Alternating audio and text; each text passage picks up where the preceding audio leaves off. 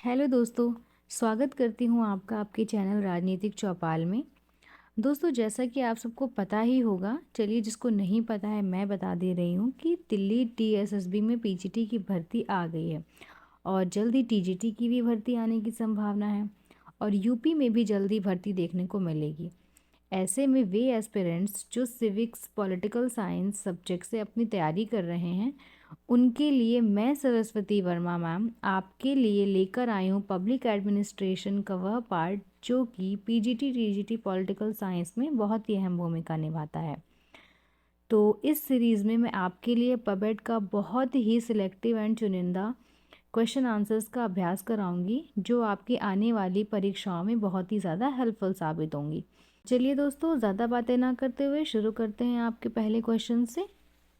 पहला क्वेश्चन है, द्वितीय प्रशासनिक सुधार आयोग ने सरकार के विचारार्थ कितने रिपोर्ट दिए?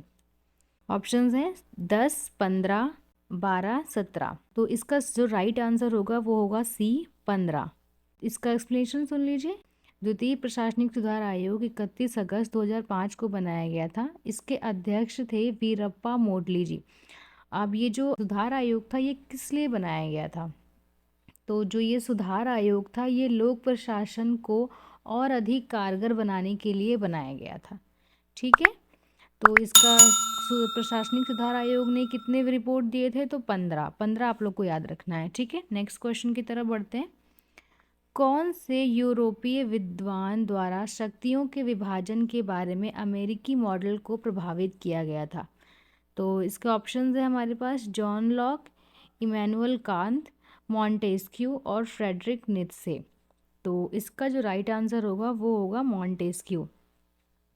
मॉन्टेस्क्यू ने इस शक्तियों के विभाजन का जो मॉडल का जो वर्णन किया है वो अपनी book the spirit of laws में किया है। ठीक है, इनकी ये बुक बहुत ही ज़्यादा इंपॉर्टेंट है, इसको आप लोग को याद रखना है कि मॉन्टेस्क्यू ने इस शक्ति के सिद्धांत मॉडल का भी जो वर्णन किया है वो द स्पिरिट ऑफ लॉज में किया है। चलिए बढ़ते हैं अपने नेक्स्ट क्वेश्चन की तरफ। मैक्स वेबर ने कितने संभव प्रकार के प्राधिकरण की पुनरावृत्ति की है? ऑप्शंस हैं 4, 5, 3, 2 या 1। तो जो राइट आंसर हो जाएगा, राइट आंसर है सी यानी कि 3। कौन कौन से हैं वो, ये भी मैं आपको यहाँ पर बता देती हूँ। पहला है परंपरागत सत्ता, दूसरी है करिश्माई सत्ता और तीसरा है कानूनी विवेक सत्ता। ठीक है, चलिए बढ़ते हैं अपने नेक्स्ट क्वेश्चन की तरफ। किस संवैधानिक संशोधन के कारण वर्तमान के पंचायती राज संस्थाओं का जन्म हुआ? ऑप्शंस है हमारे पास 51वां संविधान संशोधन अधिनियम, 73वां संविधान संशोधन अधिनियम या फिर 74वां संविधान संशोधन अधिनियम या फिर 42वां संविधान संशोधन अधिनियम या फिर 76वां संविधान संशोधन अधिनियम। तो इसका जो राइट आंसर है हमारे पास वो है बी, 73वां संविधान संशोधन अधिनियम। ठीक है, चलिए बढ़ते हैं नेक्स्ट क्वेश्चन की तरफ। पंचायतों की लेखों का अंकेक्षण कौन करता है? अंकेक्षण यानी कि उनका लेखा जोखा। पहला ऑप्शन है पंचायत एवं ग्रामीण विभाग विकास विभाग, बी राज्य सरकार के नियंत्रणाधीन स्वतंत्र अंकेक्षण संगठन, सी है कलेक्टर, डी है सचिव पंचायत विभाग, ई है अन्य विकल्पों में से कोई भी नहीं। तो इसका राइट आंसर क्या है? राज्य सरकार के नियंत्रणाधीन स्वतंत्र अंकेक्षण संगठन। ठीक है, निम्न में से लोक सेवक कौन होंगे? मुझे लगता है इसका आंसर सबको पता होगा। तो लोक सेवक इसमें से कौन है? सरपंच या पंच। बी ऑप्शन है अध्यक्ष और जनपद पंचायत के सदस्य, सी हैं अध्यक्ष एवं जिला पंचायत के सदस्य। इसी से रिलेटेड हमारे पास ऑप्शन है केवल ए, केवल बी, केवल सी या फिर ए बी सी या फिर अन्य विकल्पों में से कोई भी नहीं। तो जो इसका राइट आंसर हमारे पास आ जाता है वो है डी, ए बी सी तीनों। कौन कौन है तीनों में? सरपंच और पंच, अध्यक्ष और जनपद पंचायत के सदस्य, अध्यक्ष और जिला पंचायत के सदस्य। चलिए बढ़ते हैं नेक्स्ट क्वेश्चन की तरफ। निम्नलिखित कथनों में से कौन से कथन सही हैं? जिला पंचायत में एक सहकारिता और उद्योग समिति होती है। ध्यान से सुनिएगा, जिला पंचायत में एक सहकारिता और उद्योग समिति होती है। दूसरा तथ्य है जनपद पंचायत में एक संचार और संकर्म समिति होती है। तीसरा है समिति के सदस्य मनोनीत किए जाते हैं। चौथा है समिति के विशेषज्ञों को नामित किया जाता है। पांचवा है एक विधायक जो जिला पंचायत या जनपद पंचायत का पदेन सदस्य है सभी समितियों का पदेन सदस्य होता है। छठा है जिला पंचायत या जनपद पंचायत का अध्यक्ष शिक्षा समिति का सभापति होता है। अब इन तथ्यों से रिलेटेड हमारे पास नीचे 5 ऑप्शंस दिए हुए हैं, चलिए देखते हैं। ए में है पहला, दूसरा और पांचवा। बी में है पहला, दूसरा और चौथा। सी में है तीसरा, चौथा और पांचवा। डी में है चौथा, पांचवा और छठा। और ई में है दूसरा, चौथा और छठा। तो इसका राइट आंसर क्या हो जाएगा? इसका राइट आंसर हो जाएगा बी ऑप्शन, यानी कि पहला, दूसरा और चौथा। पहला, दूसरा, चौथा कौन सा है? पहला है जिला पंचायत में एक सहकारिता और उद्योग समिति होती है। एक सहकारिता और उद्योग समिति होती है। दूसरा क्या है ऑप्शन? जनपद पंचायत में एक संचार और संकर्म समिति होती है, ठीक है। और चौथा क्या है? समिति में विशेषज्ञों को नामित किया जाता है। आई होप आपको तीनों ऑप्शन समझ में आ गए होंगे। चलिए अब हम नेक्स्ट क्वेश्चन की तरफ बढ़ते हैं। नीचे 2 सूचियां दी गई हैं। सूची 1 में उपागम जबकि सूची 2 में विशेषता है, ठीक है। इन दोनों सूचियों को सुमेलित कीजिए और नीचे दिए गए कूट का प्रयोग करते हुए उस सही उत्तर को चुनना है। चलिए सूची 1 में उपागम जो दिए हुए हैं उसको पढ़ते हैं। पहला उपागम है पारिस्थितिकीय, ठीक है। फिर है निर्णय निर्माण, फिर है नौकरशाही, फिर है सामान्य व्यवस्था। विशेषताएं पढ़ लेते हैं दूसरी सूची की तरफ। विधिक तर्कपूर्ण, नकारात्मक प्रतिसंभरण, अग्रेरिया इंडस्ट्रिया और तथ्यमूल कथन, ठीक है। तो इनसे रिलेटेड हमारे पास नीचे ऑप्शंस दिए हुए हैं, कूट दिए हुए हैं, यानी कि कौन सा किससे हमें मिलाना है, मैचिंग करनी है। तो जो राइट आंसर हमारे पास हो जाएगा, इसका राइट आंसर होगा डी ऑप्शन, यानी कि पारिस्थितिकीय है। इसका जो मैचिंग होगा वो अग्रेरिया इंडस्ट्रिया से होगा, ठीक है। पारिस्थितिकीय, अग्रेरिया इंडस्ट्रिया। निर्णय निर्माण किससे होगा? तथ्यमूल कथन से। निर्णय निर्माण तथ्यमूल कथन से। नौकरशाही, विधिक तर्कपूर्ण। नौकरशाही किससे मिलेगा? विधिक तर्कपूर्ण। और सामान्य व्यवस्था मिलेगा नकारात्मक प्रतिसंभरण, ठीक है। यानी कि ऑप्शन डी, ए का तीसरा, बी का चौथा, सी का पहला, डी का दूसरा, ठीक है। चलिए नेक्स्ट क्वेश्चन की तरफ बढ़ते हैं अपने। निम्नलिखित में से किसने कहा था भौतिकी या रसायन की तरह प्रशासन भी सिद्धांतों से शासित होता है?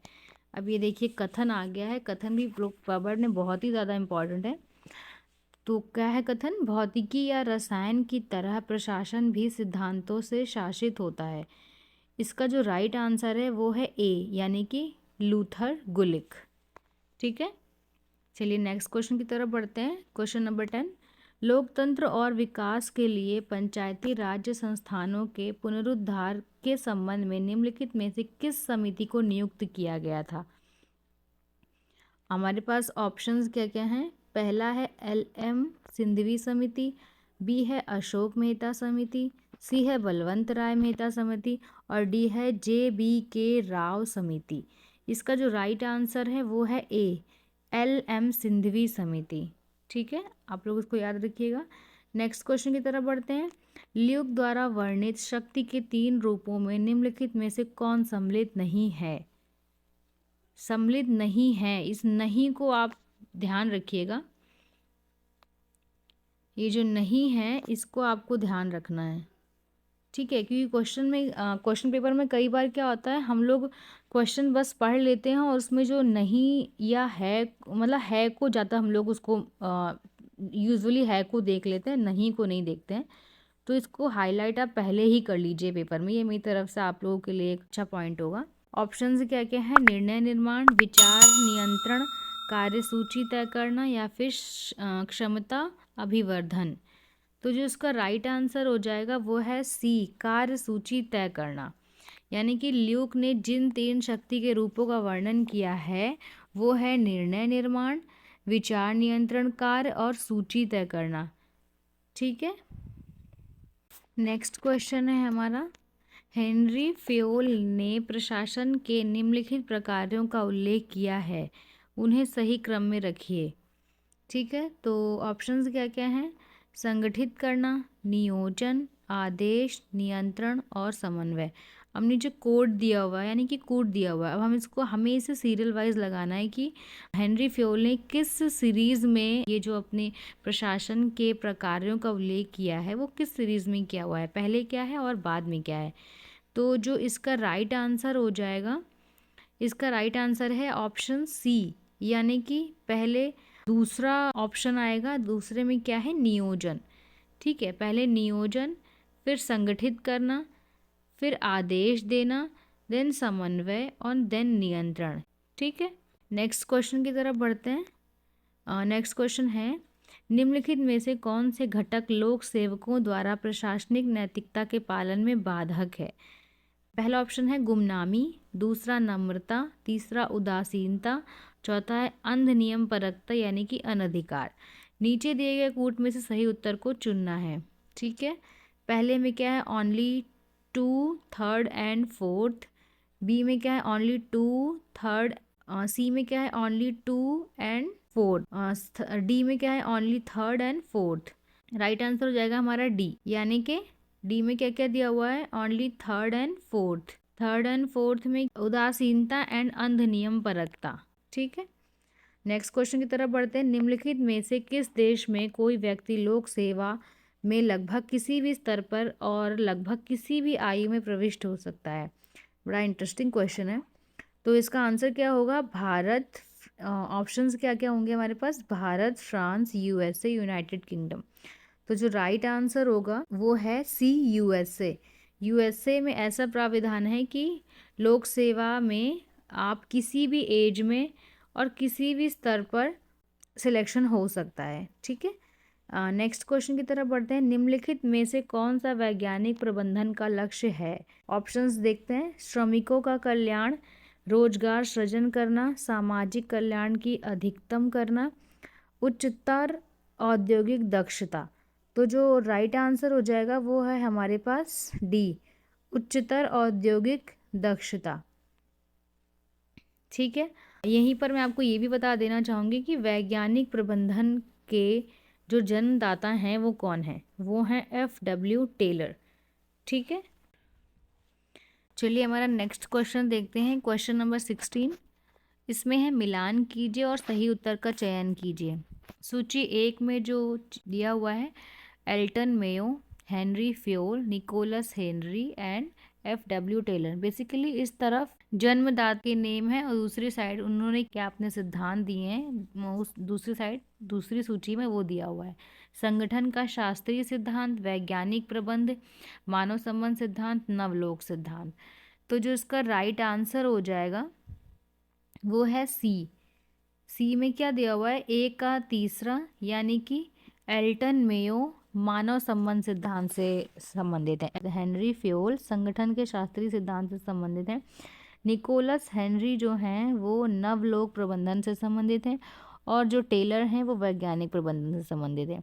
अभी मैंने ऊपर ही नेक्स्ट इससे जस्ट पहले वाले क्वेश्चन में टेलर का बताया था कि वो वैज्ञानिक प्रबंधन सिद्धांत से संबंधित है। ठीक है, नेक्स्ट क्वेश्चन की तरफ बढ़ते हैं, उपनिवेशी शासन में निम्नलिखित में से नौकरशाही का कौन सा प्रकार पाया जाता है। ऑप्शन है दल राज्य नौकरशाही, जाति नौकरशाही, शासक प्रभुत्व नौकरशाही, शासकीय नौकरशाही। तो जो इसका राइट आंसर हो जाएगा वो हो जाएगा डी, शासकीय नौकरशाही। ठीक है, नेक्स्ट क्वेश्चन देखते हैं, मिलान कीजिए और सही उत्तर का चयन कीजिए। सूची 1 में खोजकर्ता के नेम्स हैं, बर्नार्ड, फेओल, गुलिक एंड टेरी। दूसरी सूची में इन्होंने किस सिद्धांत का प्रतिपादन किया है, तो वो हैं प्रत्यायोजन, प्रबंधन के सिद्धांत, कार्यकारी के प्रकार, संगठन के आधार। इसका राइट आंसर हो जाएगा ऑप्शन ए, यानी कि बर्नार्ड जो हैं वो कार्यकारी के प्रकार से संबंधित है। बर्नार्ड कार्यकारी के प्रकार से संबंधित हैं, फेओल प्रबंधन के सिद्धांत से संबंधित हैं, गुलिक संगठन के आधार के सिद्धांत से संबंधित है और टेरी प्रत्यायोजन के सिद्धांत से संबंधित है। इसका राइट आंसर क्या हो जाएगा? Option A. नेक्स्ट क्वेश्चन की तरफ बढ़ते हैं। निम्नलिखित में से किसने प्रत्यायोजन की अवधारणा को संगठनात्मक यानी कि प्रशासनिक सिद्धांत का मिथक मात्र माना है? इसका जो इसके ऑप्शंस दिए हुए हैं टेरी, फॉलेट, मिलेट, मूने। इसका जो राइट आंसर हो जाएगा वो है बी, यानी कि फॉलेट। इसको याद करने का एक ट्रिक बता दूं। देखो मिथक मतलब क्या होता है, यानी कि झूठ या फॉल्स है ना, फॉल्स से याद कर लो फॉलेट। ठीक है, हमारे नेक्स्ट क्वेश्चन की तरफ बढ़ते हैं। पंचायत की पदावधि के संबंध में निम्नलिखित कथनों पर विचार कीजिए। पहला ऑप्शन है पंचायत की पदावधि उसके निर्वाचित होने की तारीख से 5 वर्षों तक की होनी चाहिए। दूसरा ऑप्शन है यदि यह पहले भंग हो जाती है तो चुनाव इसके भंग होने के 6 माह के भीतर हो जाने चाहिए। तीसरा ऑप्शन है समय से पूर्व भंग होने पश्चात गठित किसी पंचायत को नए सिरे से 5 वर्षों का कार्यकाल दिया जाएगा।